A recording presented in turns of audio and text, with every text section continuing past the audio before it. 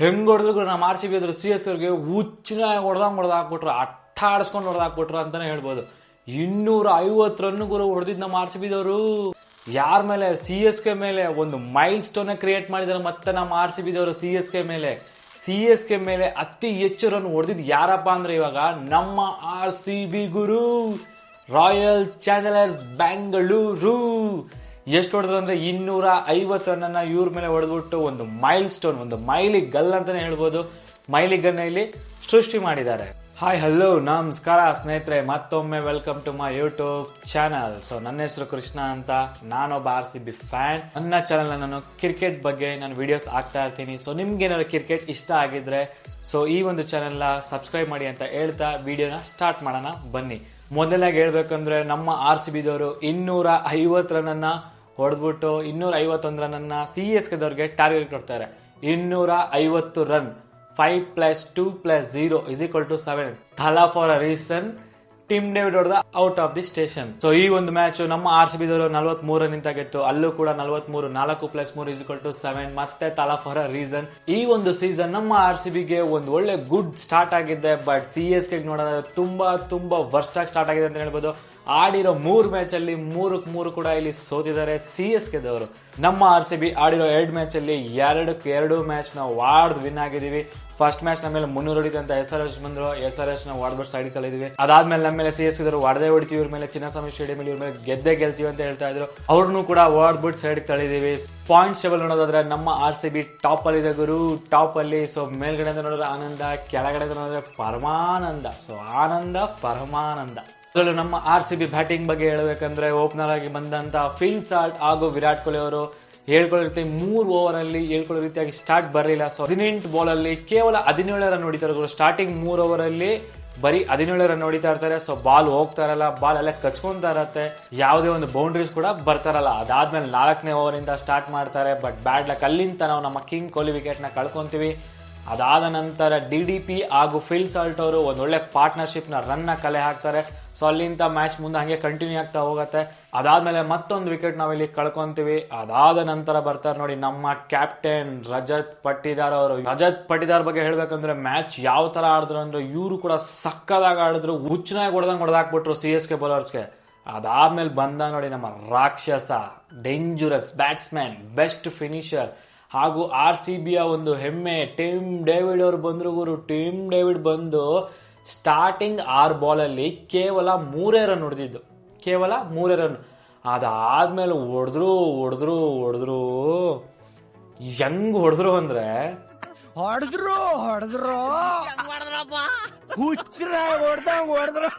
R C B ಕೊನೆ 6 ಓವರ್ಗಳಲ್ಲಿ 90+ run ಅನ್ನ ವಾಡ್ ಚೆಚ್ ಬಿಸಾಕ್ಬಿಡ್ತಾರೆ CSK ಅವ್ರಿಗೆ. ಅಲ್ಲಿಂದ ಒಂದು ದೊಡ್ಡ ಟೋಟಲ್ ನ ಕೊಡ್ತಾರೆ, 251 ರನ್ ಟಾರ್ಗೆಟ್ ಕೊಡ್ತಾರೆ.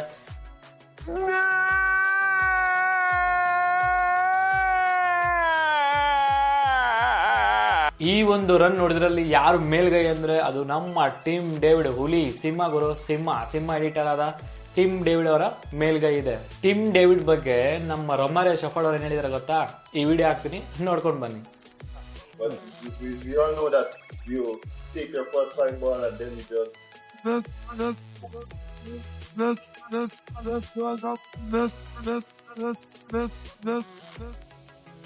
ರೊಮಾರಿಯೋ ಶೆಫರ್ಡ್ ಅವ್ರು ಏನ್ ಹೇಳ್ತಿದ್ರೆ ಫಸ್ಟ್ ಒಂದು 5-6 ಬಾಲ್ ಅಲ್ಲಿ ಟಿಮ್ ಡೇವಿಡ್ ಅವರು ಕಷ್ಟಪಟ್ರು. ಅದಾದ್ರೆ ಅರ್ಥ ಆಯ್ತು ಅನ್ಸುತ್ತೆ. ಇಲ್ಲಿಂದ ಟಿಮ್ ಡೇವಿಡ್ ಅವರು ಸ್ಟಾರ್ಟ್ ಮಾಡಿದ್ದು, ಅದು ಹೋಗಿದ್ದು ಟೋಟಲ್ ಸ್ಕೋರ್ ಆಗಿ 250 ರನ್, ಒಂದು ಮೈಲಿ ಗಲ್ಲನಲ್ಲಿ ನಮ್ಮ ಆರ್ ಸಿ ಬಿದವರು CSK ಮೇಲೆ ಸೃಷ್ಟಿ ಮಾಡಿದ್ರು. 2024ರಲ್ಲಿ CSK ಹಾಗೂ ಆರ್ ಸಿ ಬಿ ಇರುತ್ತೆ.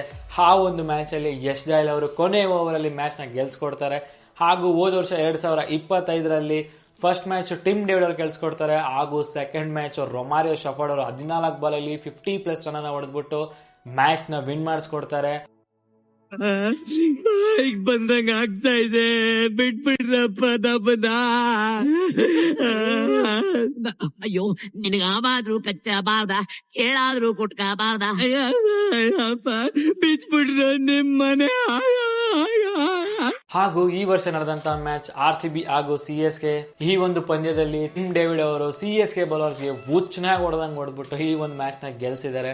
ಸೊ ಹೋದ ವರ್ಷ ನೋಡೋದಾದ್ರೆ ಅವ್ರ ನೈಟ್ ಮೇರ್ ಯಾರಪ್ಪ ಅಂದ್ರೆ ರೊಮಾರಿಯೋ ಶೆಫರ್ಡ್ ಅವರಾಗಿದ್ರು. ಬಟ್ ಈ ವರ್ಷ ಯಾರಪ್ಪ ಅವರ ನೈಟ್ ಮೇರ್ ಅಂದ್ರೆ ಟಿಮ್ ಡೇವಿಡ್ ಆಗಿದ್ದಾರೆ. ಅದಾದ್ಮೇಲೆ RCB ಬೌಲಿಂಗ್ ನೋಡೋದಾದ್ರೆ ಫಸ್ಟ್ 3 ಓವರಲ್ಲಿ 3 ವಿಕೆಟ್ ನಲ್ಲಿ ನಮ್ಮ RCB ದವರು ತಗೊಂತಾರೆ. ಮೊದಲನೇದಾಗಿ ಗಾಯಕ್ವಾಡ್ ಆಗಿರ್ಬೋದು, ಆಯುಷ್ ಮಾತ್ರ ಆಗಿರ್ಬೋದು, ಸಂಜು ಸ್ಯಾಮ್ಸನ್ ಆಗಿರ್ಬೋದು, ಇವ್ರ ವಿಕೆಟ್ಗಳನ್ನ ನಮ್ಮ RCB ದವರು ಬೇಗನೆ ವಿಕೆಟ್ ನ ಇಲ್ಲಿ ಪಡ್ಕೊಂತಾರೆ.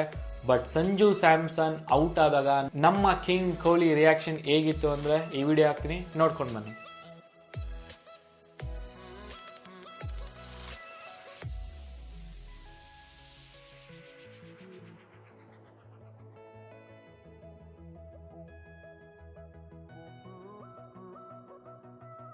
ಹೌದು, ನಮ್ಮ ಸಂಜು ಸ್ಯಾಮ್ಸನ್ ಅವರು ಈ ಏನು ವರ್ಲ್ಡ್ ಕಪ್ ನಡೀತು T20 ವರ್ಲ್ಡ್ ಕಪ್ ಅಲ್ಲಿ ನಾಕ್ಔಟ್ ಮ್ಯಾಚ್ ಅಂತ ಬಂದಾಗ ಸೂಪರ್ ಆಗಿ ಬ್ಯಾಟಿಂಗ್ ಆಡಿದ್ರು. 3ಕ್ಕೆ 3 ನಾಕ್ಔಟ್ ಮ್ಯಾಚ್ ಆಗಿದ್ದಂತಹ ಒಂದು ಮ್ಯಾಚ್ ಗಳನ್ನ ನಮ್ಮ ಸಂಜು ಸ್ಯಾಮ್ಸನ್ ಅವರು ಚೆನ್ನಾಗಿ ಆಡಿ ಆಲ್ಮೋಸ್ಟ್ ಅಲ್ಲಿ 3 ಮ್ಯಾಚ್ ಗಳಲ್ಲಿ 50+ ಸ್ಕೋರ್ ಅನ್ನ ಮಾಡಿ ನಮ್ಮ ಇಂಡಿಯಾ ಟೀಮ್ ನ ಬ್ಯಾಟಿಂಗ್ ಅಂತ ಬಂದಾಗ ಸಂಜು ಸ್ಯಾಮ್ಸನ್ ಅವರೇ ಹೊಡೆದ್ಬಿಟ್ಟು ಒಂದ್ ಸ್ವಲ್ಪ ಸ್ಕೋರ್ ಅನ್ನ ಮುಂದಕ್ಕೆ ತಗೊಂಡೋಗಿ ಗೆದ್ದಿರಕ್ಕೆ ಸಹಾಯ ಮಾಡಿದ್ರು ಅಂತ ಹೇಳಿದ್ರು ತಪ್ಪಾಗ್ಲಾರ್ದು. ಅಷ್ಟು ಚೆನ್ನಾಗಿ ಬ್ಯಾಟಿಂಗ್ ಆಡಿದ್ರು. ಈ ನಾಕ್ಔಟ್ ಮ್ಯಾಚ್ ಅಂತ ಬಂದಾಗ ಈ ವೆಸ್ಟ್ ಇಂಡೀಸ್ ಮೇಲೆ ಆಗಿರ್ಬೋದು, ಸೆಮಿಫೈನಲ್ ಅಲ್ಲಿ ಇಂಗ್ಲೆಂಡ್ ಮೇಲೆ ಆಗಿರ್ಬೋದು, ಅಥವಾ ಫೈನಲ್ ಮ್ಯಾಚ್ ಅಲ್ಲಿ ನ್ಯೂಜಿಲೆಂಡ್ ಮೇಲೆ ಆಗಿರ್ಬೋದು, ತುಂಬಾ ಚೆನ್ನಾಗಿ ಆಡಿದ್ರು ಸಂಜು ಸ್ಯಾಮ್ಸನ್ ಅವರು. ಬಟ್ ಇಲ್ಲಿ IPL ಸ್ಟಾರ್ಟ್ ಆದಾಗ ಸ್ಟಾರ್ಟಿಂಗ್ 3 ಮ್ಯಾಚ್ ಅವ್ರ ಕಡೆಯಿಂದ ಏನು ಪರ್ಫಾರ್ಮೆನ್ಸ್ ಬಂದಿಲ್ಲ. ಫಸ್ಟ್ ಮ್ಯಾಚ್ ಅಲ್ಲಿ 7 ರನ್ ಹೊಡೆದ್ಬಿಟ್ಟು ಔಟ್ ಆಗ್ತಾರೆ. ಸೆಕೆಂಡ್ ಮ್ಯಾಚ್ ಅಲ್ಲಿ 8 ರನ್ ಹೊಡೆದ್ಬಿಟ್ಟು ಔಟ್ ಆಗ್ತಾರೆ. ನಮ್ಮ RCB ಮೇಲೆ 9 ರನ್ ಹೊಡೆದ್ಬಿಟ್ಟು ಇಲ್ಲಿ ಔಟ್ ಆಗ್ತಾರೆ. ಸಂಜು ಸ್ಯಾಮ್ಸನ್ ವಿಕೆಟ್ ಕಳ್ಕೊಂಡ ಮೇಲೆ ವಿರಾಟ್ ಕೊಹ್ಲಿ ರಿಯಾಕ್ಷನ್ ಕೂಡ ಹೇಳುತ್ತೆ. ತುಂಬಾ ಬೇಜಾರಾಗಿದೆ ಅಂತ ಹೇಳ್ಬೋದು ವಿರಾಟ್ ಕೊಹ್ಲಿ ಅವರು ಕೂಡ. ಬಟ್ ನನಗೆ as A Indian cricket fan ಆಗಿ ನನಗೂ ಕೂಡ ಎಲ್ಲ ಒಂದು ಚಿಕ್ಕದಾಗಿ ಬೇಜಾರಾಯ್ತು ಅಂತಾನೆ ಹೇಳ್ತೀನಿ. ನನಗೂ ಕೂಡ ಯಾವುದೇ ಒಂದು CSK ಪ್ಲೇಯರ್ಸ್ ಮೇಲೆ ಯಾವುದೇ ಒಂದು ದ್ವೇಷ ಇಲ್ಲ. ನನಗೆ MSD ಅವ್ರು ಅಂದ್ರೆ ಇಷ್ಟ, ಸುರೇಶ್ ರೈನಾ ಅಂದ್ರೆ ಇಷ್ಟ, ರವೀಂದ್ರ ಜಡೇಜಾ ಅಂದ್ರೆ ಇಷ್ಟ, ಇವಾಗ ಬಂದಂತಹ ಶಿವಮ್ ದುಬೆ ಅವರು ಕೂಡ ಇಷ್ಟ. ಶಿವಮ್ ದುಬೆ ಕೂಡ ಒಂದು ಚೆನ್ನಾಗಿ ಬ್ಯಾಟಿಂಗ್ ಆಡ್ಕೊಟ್ಟಿದ್ರು ಈ ಒಂದು T20 ವರ್ಲ್ಡ್ ಕಪ್ ಅಲ್ಲಿ. ಬಟ್ ಇವರಿದ್ದಾರೆ ನೋಡಿ,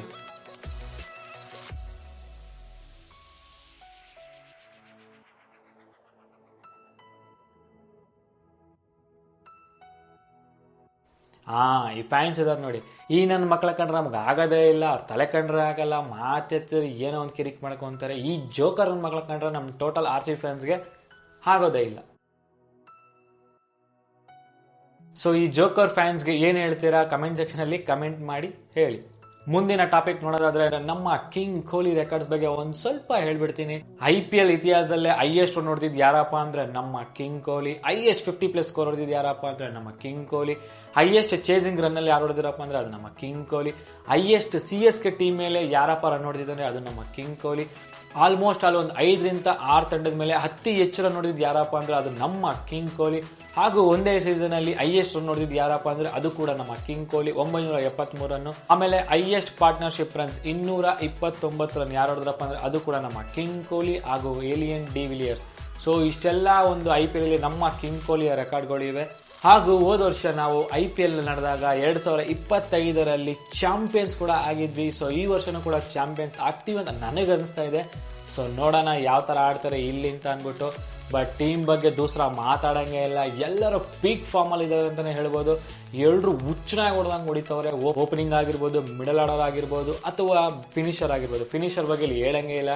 ಎಲ್ಲ ಟೀಮಲ್ಲೂ ಬೆಸ್ಟ್ ಫಿನಿಷರು, ಬೆಸ್ಟ್ ಬ್ಯಾಟ್ಸ್ಮನ್ಗಳು ಇಟ್ಟಿದ್ರೆ ನಮ್ಮ RCB ಟೀಮಲ್ಲಿ ಪ್ರತಿಯೊಬ್ಬರು ರಾಕ್ಷಸರು ಇಟ್ಟಿದೆ ಅಂತಲೇ ಹೇಳ್ಬೋದು. 3 ಜನ ಅಂಥವ್ರೆ ಇದ್ದಾರೆ ನಮ್ಮ ಟೀಮಲ್ಲಿ. ಯಾರಪ್ಪ ಅಂದರೆ ಟಿಮ್ ಡೇವಿಡ್ ಕೂಡ ರಾಕ್ಷಸ ಅಂತ ಬ್ಯಾಟ್ಸ್ಮನ್ನು, ರೊಮಾರಿಯೋ ಶೆಫರ್ಡ್ ಕೂಡ ರಾಕ್ಷಸ ಅಂತ ಬ್ಯಾಟ್ಸ್ಮನ್ನು, ಜಿತೇಶ್ ಶರ್ಮಾ ಕೂಡ ರಾಕ್ಷಸ ಅಂತ ಬ್ಯಾಟ್ಸ್ಮನ್ನು.